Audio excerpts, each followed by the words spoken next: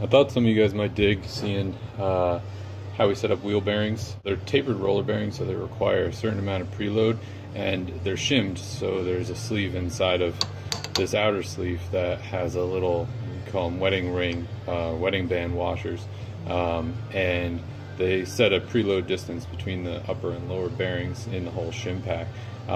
You want them to be a certain tightness of them. These are new bearings, but it's the same setup that came out of the rear wheel on an R69S that we're rebuilding. So this is how it is with the original wedding band spacer in there. So you can see how easily that moves around. So this is far too loose.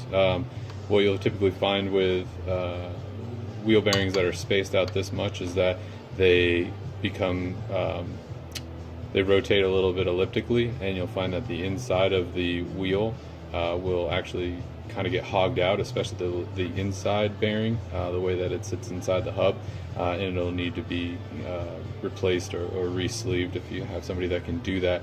So I'm gonna find a correct spacer and try and rectify this amount of movement. So I've gone ahead and found the correct size wedding band washer. So this is what they look like. And inside you have your wheel spacer, your bearing, the sleeve, and your outer sleeve. I like to set it up so that the recess for the wedding band is up, because sometimes if you're doing it like on a wheel, you can say you set it up and it's wrong, or you just want to adjust that. You can leave this in the wheel, and if this is up, you can actually take the top bearing out, leave the race in, and just access this wedding band, which makes it a little bit easier. But I always set it up that way just in case I need to get into it later. So set the wedding band down, then the bearing goes on top, wheel spacer on there, sleeve,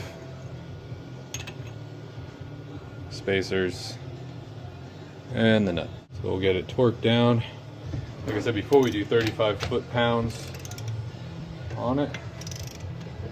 And this is without any grease, so they tend to be a little bit tighter with grease. It kind of takes up a little bit more space and creates a little bit more free play, so I always get it just a little bit tighter than I think it should be. I'll give it a good rotation just to kind of get everything seated. And then if you should be able to just kind of take your thumb and push, and that outer spacer will move with some pressure, just like that. Before, it moved around all sloppy, and the preload on the bearings were bad. So this will make a nice tight preload pack. So I'm happy with that. So now I'm going to go ahead, disassemble this, grease the bearings, and reassemble it on an insertion tool. And then we'll heat up the hub, drop it in, and double check it on the axle in the vise just to be sure.